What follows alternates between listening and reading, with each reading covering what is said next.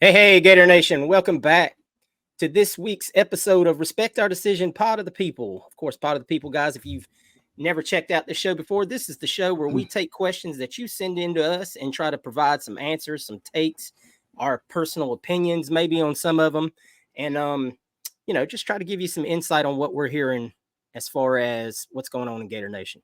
Thank you, as always, guys, for tuning in. As always, I'm your boy Hirsch. With me, CJ the Man McCann. What's up, guys? He wasn't with us last week for Pod of the People. This week, Wes isn't with us. He's having a little bit of a power outage.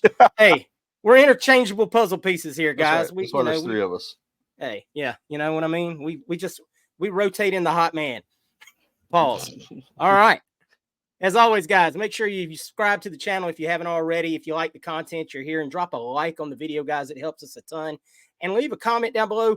And by leave a comment, I mean maybe leave a question for next week's show. We've got quite a few questions in the comments of last week's video, guys. That's awesome. That's the kind of response we like to see with this kind of show, man. It makes our job a little bit easier when we do this show every week. And this is our fun show, man. We like doing this. We like banning around some of y'all's takes here. All right, our first question, CJ. I'm gonna throw this one to you. This one's tough, man. How many commits do we land? I'm assuming he means by the end of the spring game. I'm assuming he means from now to the end of the spring game. That's tough because like last year, nothing really happened until like the really heavy summer months. Maybe by the end of the spring game, you get 2 or 3 guys. I think. I mean, because we're right on top of the spring game. There's a couple of guys that we're kind of close with. There's a few things out there in the ether floating around. Some of you, that follow this kind of show, you probably have heard some other things. So maybe 2 or 3 guys, but like I said, we're right on top of the spring game here. There's really not anything given us as far as like commitment dates of anybody at the moment. We've got visitors coming in this weekend, so maybe 2 or 3 guys, but I don't expect to see 5, 6, 7 guys commit before the end of the spring game. I'm gonna put the number at 2. I know of one that I know is.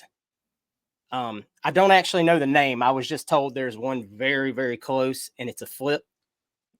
Right. So take that for what it is. I mean, obviously with flips, that's can change like the wind blows, right.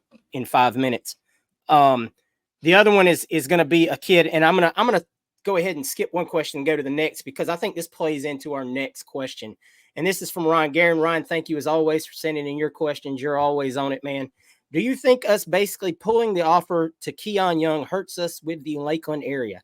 I don't know the specifics, but I think we could have handled that better. Ryan, from what I'm gathering, we didn't pull the offer.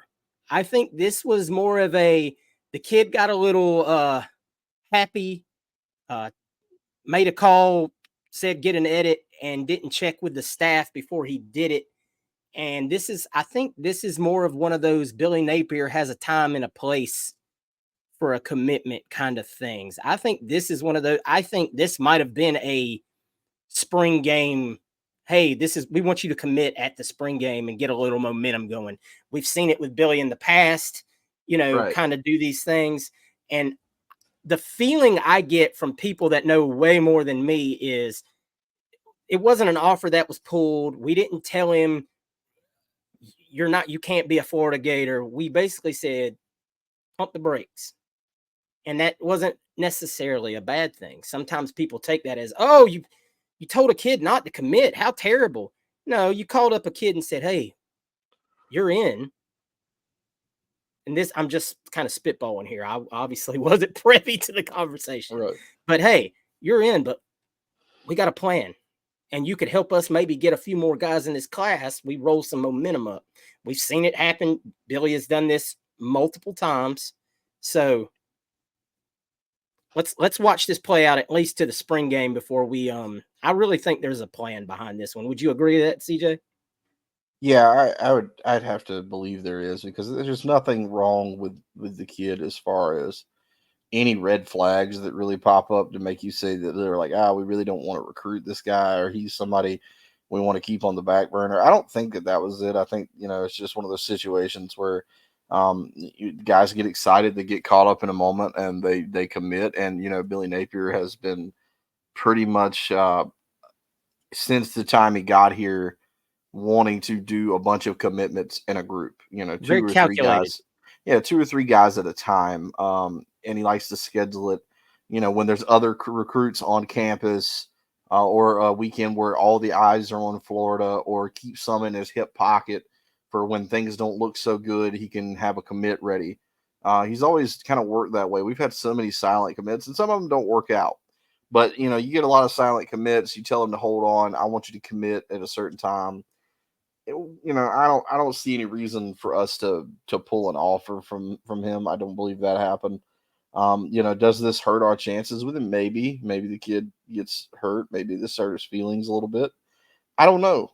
But I feel like it was just kind of like, hey man, we want you here, but just hang on and commit when we give you the okay, because we've got a larger plan we're working on. And it's not lost on Billy Napier the importance of Lakeland, and what they mean as far as a pipeline for Florida. So don't think for a second that Billy probably didn't make a phone call and say, "Hey, I'm call, I'm a Black or somebody over there and say, hey, look, we want this kid," or whatever the situation is. Just this is what we're doing. Same thing we've done the last year, the year before, yada yada yada. Hey, spring game, we've got Florida victorious stuff going on left and right. Commit, recruits in the building. Let's create a little pocket momentum, if you will. So, like I said, let's just wait at least to the spring game and see how that one plays out. I don't think this was a bad situation as it looked on social media. Right. And just remember, Twitter's not real life. All right, Dennis Kaysen ask, what's y'all's bets on the over under 7 wins this fall? CJ, I'll let you go first. I'll take under 7. I think that's still where I'm sitting right now until I see something more to change my mind. I'm still in under 7 wins. I think we get 6. I think we could get 7 right on the dot. I've got the win total for Florida this year at about 6.5. And that's kind of where I'm sitting. Playing the Vegas numbers. Yep. I am optimistically right now at 7 on the nose. I've heard some really good things this week. Make sure y'all check out our regular episode. We're going to cover some things we're hearing out of spring practice and who's looking good and whatnot. I've heard some really optimistic things. Now, obviously, and all that means jack until they're hitting each other regularly. Injuries come into play, whoever they may be, and you're going to have some. I mean, it's just part of what happens. So, but just given that spring hype that you get bought into, and we all do it, we're all guilty of it. Oh my God, look at so and so looks good. He's, DJ's throwing the ball 90 yards in the air, and the uncovered receiver downfield. Yeah, we're like, oh, this is it. We're good. This is guy. Reportedly, TJ Abrams ran a 4.140. I'm making crap up, guys, obviously, but you know how the hype goes in the spring, and then we get, we tell lies all summer, and then they go play game 1, and we're like, crap, this isn't what we were led to believe. we've been hoodwinked. We've been bamboozled. We were lied to by our sources. So I'm cautiously at 7 right now. All right, guys, we got 3 questions off of our YouTube page. They're all by the same guy. And PWRHITTERP. I don't know what that spells, my brother, but thank you so much for sending in your questions, and I'm going to read them off in the order you sent them in. Send us some more for next week, man, and we'll do it again because these are nice questions. Would you rather go 8-4 but get blown out by 30 points in all your losses against Miami, Georgia, FSU, and UCF, or go 4-8 and beat the same teams by 20?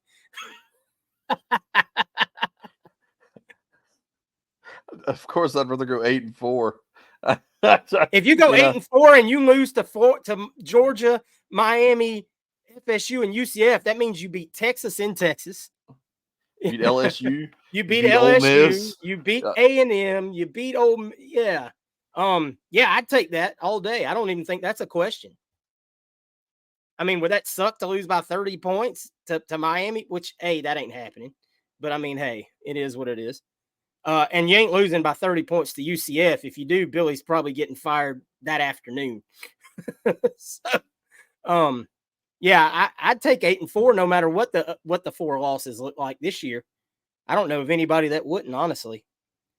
Okay, CJ, here's a tricky one for you. If you could take one player off of each Miami and FSU and add them to the roster this upcoming season, who would it be? Oh man, Miami, give me Restrepo from Miami because That's a good one. I like that That kid. kid's good. I think he could ball. I'm not gonna I'm not gonna give Miami too many props, but I'll definitely give him his flowers. And then probably Azare Thomas from Florida State because I'd like to That have was him in my the secondary. FSU guy. That I was think I'd like to have him in the absolutely. secondary. I would have the only Miami's is kind of. I was kind of gonna go with guys that we recruited, which is Mhm. why I was gonna go with Thomas from FSU because that's a real solid one to me. I think we could definitely use him in our secondary. Miami wise, I was kind of caught, torn between. Obviously, we're in a pretty good spot running back wise, even with the loss of Trevor. But Mark Fletcher's an animal. I mean, and there's no doubt why the staff recruited him so hard. And offensive tackle, help me out, CJ. Not Pancake, the other one. Maligoa. Yes, Malago would be the other one. Just because of I'll take all the 5-star offensive tackles I could get. Yeah. That kid started year one and played all season. He's a great.